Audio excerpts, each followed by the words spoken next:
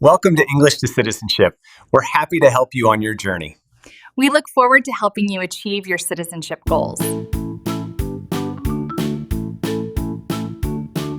Hello, everyone, and welcome to our series on preparing for the U.S. citizenship test. My name is Alex, and I'll be your guide on this journey. And I'm Maria. I'm learning right alongside all of you, and I'm here to ask the questions we're all thinking. We're so glad you're here. That's right. We know this process can seem difficult, but we're going to break it down into simple, easy-to-understand parts. Today, we're starting with the basics, the principles of American democracy. These are the big ideas that the entire U.S. government is built on. Okay, I'm ready. So, Alex, where do we even begin? What's the most important document? Excellent question, Maria. We start with the U.S. Constitution. The first question on the civics test is, what is the supreme law of the land? And the answer is the Constitution. Supreme law of the land? What does supreme mean here? Does it just mean the most important? Exactly. Think of it like the ultimate rulebook. Every other law in the country, from the federal government down to your local city, must follow the rules of the Constitution. If a new law goes against the Constitution, it's not valid. It sets up the government, defines its powers, and protects the basic rights of Americans. Okay, so it's the main rule book that everyone has to play by. That makes sense. It does, and the very first words of the Constitution are incredibly important. They are, "We the people." This is another key concept you need to know. These three words show the idea of self-government. Self-government. So, governing ourselves? Precisely. It means that the power of the government doesn't come from a king or a dictator or a small group of powerful people. It comes from the citizens, the people. We choose our leaders, and we give them the power to govern. The government works for us. Wow, those three little words, we the people, hold a lot of meaning. The power is with the citizens. I like that. They certainly do. Now, before the Constitution was written, there was another very important document, the Declaration of Independence. The test might ask you, what did the Declaration of Independence do? I've heard of this one. Is this when the American colonies said they wanted to be free from Great Britain? You got it. It announced our independence. It was a letter to the King of Great Britain and the world, saying that the colonies were now free and independent states. But it also did something else. It listed some of the most important ideas of American democracy. Right. Specifically, it says that all men are created equal and that they have certain rights that no one can take away. The test asks you to name two of these rights.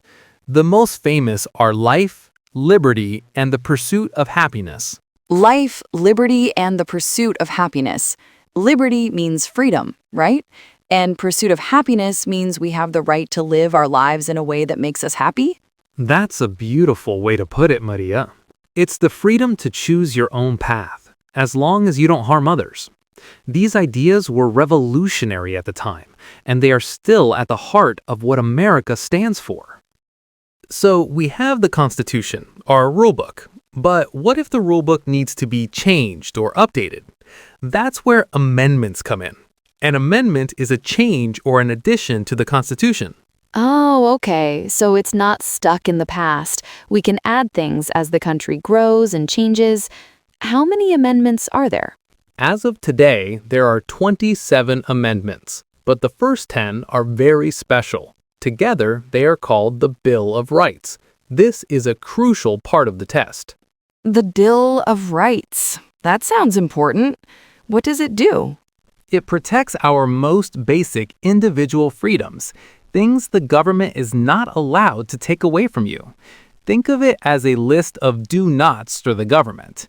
It guarantees things like freedom of speech, freedom of religion, and the right to a fair trial. So these are promises of protection for every person. Exactly, and the test will definitely ask you about them. Let's talk about the very First Amendment because it's packed with important rights. The test will ask, what is one right or freedom from the First Amendment? It actually gives you 5 to choose from. 5 in just one amendment? Okay, what are they? They are freedom of speech, freedom of religion, freedom of assembly, freedom of the press, and the right to petition the government. Let's quickly go over them. Freedom of speech means you can say what you believe, even if it's critical of the government. Freedom of religion means you can practice any religion or no religion at all. The government can't tell you what to believe. Okay, speech and religion. What about assembly?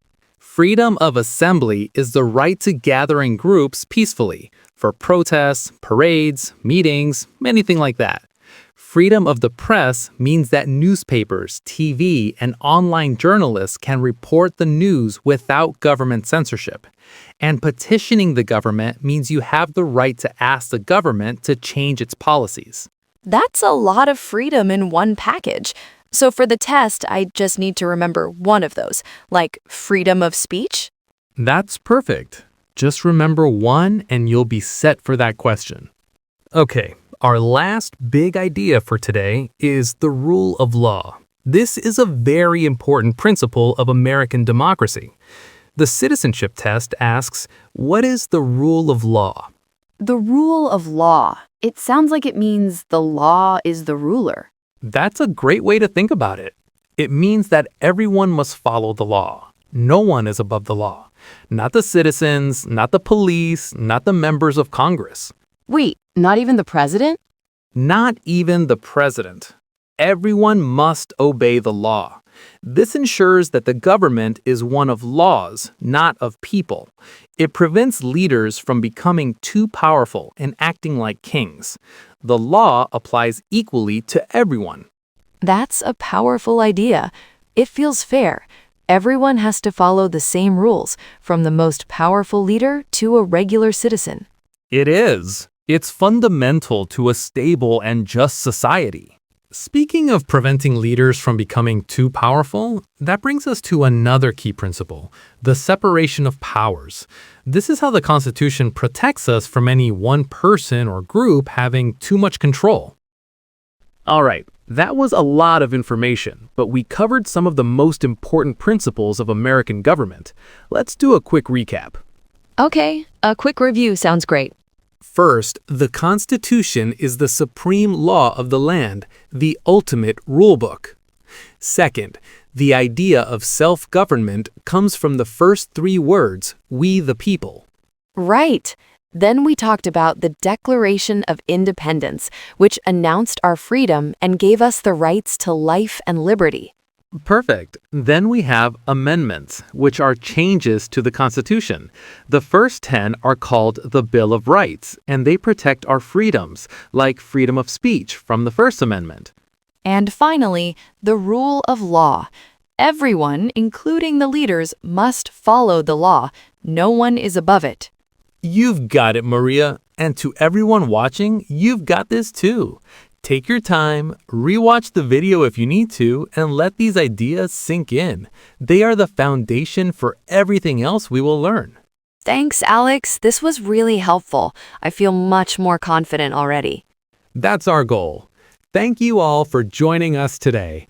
In our next video, we'll dive into the system of government itself, the different branches, and what they do. Be sure to subscribe so you don't miss it. Until then, keep studying and stay positive.